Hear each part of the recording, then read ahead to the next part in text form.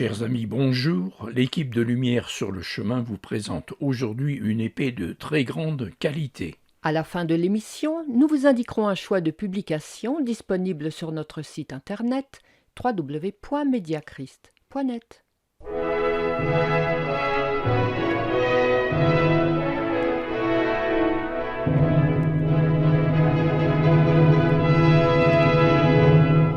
Oui, chers amis auditeurs, vous avez bien entendu, c'est vraiment d'une épée que nous allons parler aujourd'hui. Une épée. Des combats sanglants, des duels pour sauver l'honneur, ou des affrontements pacifiques à pointe mouchetée pour gagner une médaille d'or? Rien de tout ça. Mais c'est bien d'une épée qu'il s'agit. Une épée terriblement affûtée, rien ne lui résiste. Elle est capable de pénétrer jusqu'au cœur. Alors je sais, c'est la parole de Dieu. Bien vu. Et Paul nous exhorte à la faire habiter parmi nous en permanence. Trop de chrétiens lisent peu leur Bible. Ils en connaissent mal les principaux événements. Ils ne savent pas où trouver les riches textes des fondements de la foi ou de la consolation. Ils n'éprouvent pas le besoin en fin de journée de recharger les batteries de la foi par la lecture d'un psaume ou d'une parole de Jésus dans l'Évangile. Peu à peu, leur Bible devient comme un manuel scolaire qu'on se hâte de ranger au grenier quand on a décroché le bac. À quoi ça sert de la lire régulièrement? C'est pour permettre au Saint-Esprit de créer en nous une belle foi, très sensible à l'instruction du Seigneur, très avide de grandir dans l'espérance du salut, très ferme au milieu de nos faiblesses et dans les dangers du monde. L'Épître aux Hébreux, chapitre 4, versets 12 et 13, nous donne un aperçu saisissant de la puissance de la parole. Elle précise: La parole de Dieu est vivante et efficace, plus tranchante qu'une épée quelconque à deux tranchants, pénétrante jusqu'à partager âme et esprit, jointure et moelle. Elle juge les sentiments et les pensées du cœur. Nulle créature n'est cachée devant Dieu, mais tout est à nu et à découvert aux yeux de celui à qui nous devons rendre compte. Le texte de notre épître est impressionnant. C'est un formidable éloge fait à la parole de Dieu. Il nous dit pourquoi nous devons nous attacher très fortement à notre Bible. Oui, pourquoi?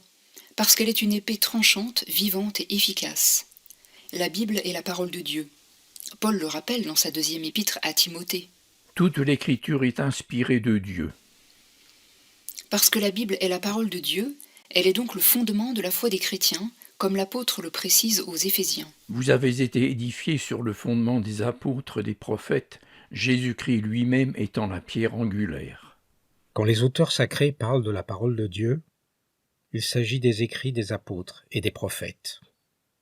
Chaque fois que Jésus évoque les Écritures, il songe aux écrits de Moïse, des prophètes et des psaumes. Donc, quand vous tenez une Bible en main, vous serrez dans votre paume la somme des instructions de Dieu données aux hommes. La Bible est comme une clé USB enregistrée de la voix de Dieu. Vous y entendez ses instructions, ses conseils, sa loi, son amour, ses exhortations, mais aussi ses menaces et ses châtiments. Pour souligner le caractère sacré de la Bible, l'Épître aux Hébreux emploie une image très expressive. La parole de Dieu est comme une épée très tranchante qui pénètre jusqu'à l'os pour y atteindre la moelle. Donc, quand vous tenez en main une Bible, vous êtes armé d'une épée affûtée, en acier de Tolède, très dure, au fil tranchant comme un rasoir. Une épée sert à percer les cuirs les plus coriaces pour pénétrer entre les os jusqu'au cœur. Ça fait très Roland de Roncevaux, mais l'image est saisissante. Elle parle. Elle impressionne. Le Saint-Esprit a inspiré cette image parce qu'elle évoque une vérité essentielle. La parole de Dieu est vivante et efficace, plus tranchante qu'une épée affûtée. Quand un romancier écrit un livre, son texte produit des émotions, des images, des réflexions et des sensations. C'est le but du jeu. On peut dire que son récit est vivant, voire efficace, mais il reste dans la limite des pensées et des émotions humaines provoquées par l'imaginaire. La Bible est une parole vivante et efficace. Deux adjectifs importants, vivante, efficace. Elle a un pouvoir réel. Elle procure la vie de Dieu dans l'homme spirituellement mort, et elle est efficace parce qu'elle cherche sérieusement à produire cette vie. Toutes ces promesses s'accomplissent avec précision. Elle n'est donc pas un roman qui cultive l'imaginaire, elle produit un changement réel dans le lecteur. En tous les cas, c'est son but. Elle en a le pouvoir. Tout chrétien sincère peut constater que c'est vrai. La Bible a produit en lui la foi, le changement de mentalité, la consolation, la conviction, la certitude, l'amour, l'espérance, la prière, ainsi que des émotions et des transformations tout à fait vérifiables. La Bible nous en montre quelques exemples. Voyez l'extraordinaire changement que le Christ a opéré chez le larron repentant, le geôlier de Philippe, et encore plus remarquable, le changement radical de Saul de Tarse devenu l'apôtre Paul. Donc, lorsque nous ouvrons une Bible, nous avons en main un livre d'une force exceptionnelle et d'une vertu étonnante. Aucun livre au monde ne possède ce pouvoir. C'est normal, il n'y a que Dieu qui puisse nous rendre la vie, et il n'y a que sa parole qui puisse triompher de l'incrédulité, du péché, du diable et de la mort. Un bon roman peut nous marquer à vie, mais on reste dans l'imaginaire. Avec la Bible, nous ne sommes pas dans l'imaginaire, mais dans le réel. Ainsi, la foi, le pardon, la vie, le salut ne sont pas des rêves, mais des dons scellés par Dieu. Ces dons sont aussi certains que lorsque Jésus guérit un paralytique par le pouvoir d'une simple parole. Quand Jésus dit au paralytique « Prends courage, mon enfant, tes péchés te sont pardonnés », cette promesse s'accomplit aussitôt. Elle entraîne immédiatement une purification réelle. Quand Jésus promet au larron « Aujourd'hui, tu seras avec moi dans le paradis », cette parole scelle à jamais le destin bienheureux du brigand. Et quand la Bible affirme que le Saint-Esprit agit en nous au moyen de la parole de Dieu, cette affirmation est vraie. Du reste, vous l'avez sans doute remarqué, tous les événements relatés dans la Bible montrent comment la parole de Dieu s'accomplit de manière vivante et efficace. Elle nous montre notamment comment tout ce qui a été annoncé d'avance s'est pleinement réalisé dans le temps, si bien qu'il n'y a pas de trou, pas de vide, ni de discordance entre les prédictions de l'Ancien Testament et leur réalisation dans le Nouveau Testament. Notre Bible n'est donc pas un ramassis de légendes, ni un tissu mal cousu de pensées fumeuses qui ne trouveraient jamais leur accomplissement. Au moment où Jésus achève sur la croix le sacrifice de l'agneau de Dieu, prédit depuis les temps anciens, il s'écrie « Tout est accompli ». Et pour que nous ne prenions pas l'affirmation du caractère vivant et efficace de la Bible pour une plaisanterie, notre texte précise. La parole juge les sentiments et les pensées du cœur. Nulle créature n'est cachée devant Dieu, mais tout est à nu et à découvert aux yeux de celui à qui nous devons rendre compte. Notre Bible fait de l'homme déchu une analyse pessimiste, qui décrit très bien l'incapacité de la créature à se tirer du mal. Vous croyez vraiment qu'elle se trompe foncièrement ? Qui peut affirmer que Dieu est à côté de la plaque quand il fait un bilan désolant de nos pensées, de nos faiblesses et de nos errements ? La parole de Dieu ose mettre à nu le fond méchant de la nature humaine. L'histoire du vécu des hommes, avec leurs dérives et leurs crimes, a-t-elle jamais démenti le jugement de Dieu ? Et d'où vient que l'homme s'oppose de toutes ses forces à Dieu et à sa parole, si bien qu'on ne trouve pas en lui un élan naturel vers l'Écriture sainte ? Autre question. Cette épée à double tranchant, sait-elle faire autre chose ? Vous le saurez en écoutant notre prochaine émission.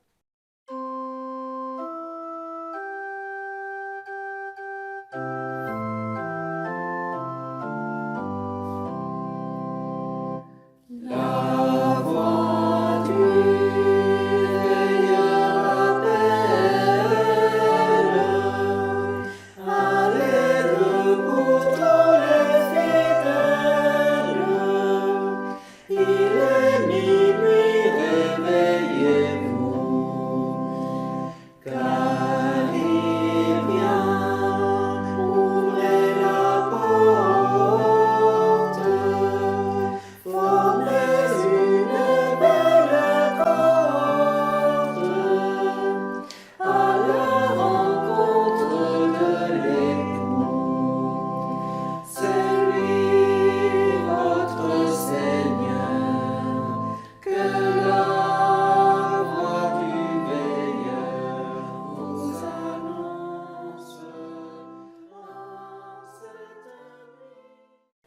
Prions.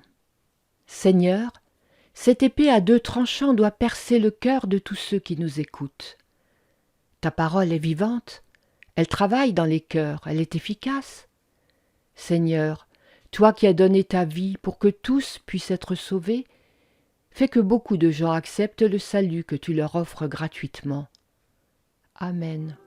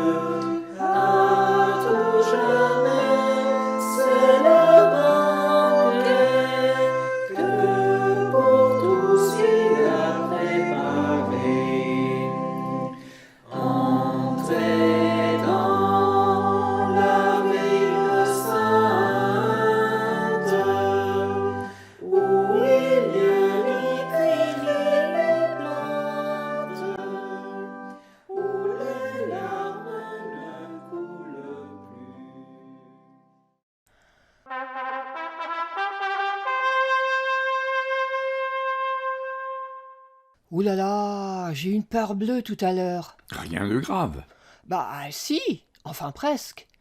Je rentrais tranquillement de mes courses, en roulant sagement, sans faire d'excès de vitesse, quand un camion en face de moi a décidé de doubler. J'ai juste eu le temps de me serrer à droite. Complètement fada, le type. À une fraction de seconde près, c'était l'accident. Tu m'aurais cherché à la morgue. Eh bien, tu as vu tes anges gardiens à l'œuvre. Ce sont eux qui t'ont protégé. Dieu les met à notre service pour éloigner les dangers, et ça marche. Notre brochure intitulée « La vérité sur les anges » vous expliquera tout ça. Vous la trouverez sur notre site internet www.mediachrist.net. Voici donc la sélection du jour. La brochure « Les anges », notre magazine Amitié luthérienne et notre cours biblique par correspondance vous sont offerts. Adressez-vous à notre site internet www.mediachrist.net ou retrouvez-nous sur YouTube. Vous y trouverez tous ces renseignements, un catalogue de nos publications et bien d'autres informations. À bientôt.